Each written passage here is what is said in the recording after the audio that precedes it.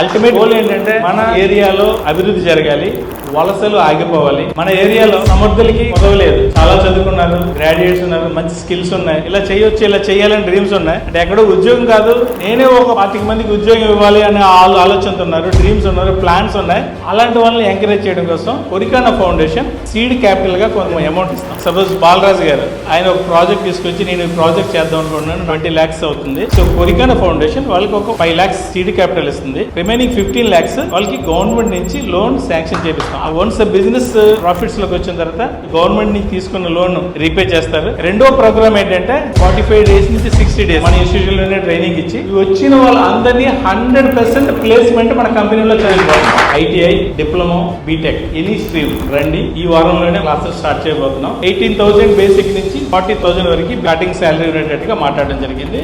biggest advantage ఏంటంటే age limit లేదు, certificates తో పని లేదు, బిహేవియర్ మీ స్కిల్స్ వరకే నాకు కావాలి, మీ సర్టిఫికేట్స్ తో మాకు పని లేదని చెప్పి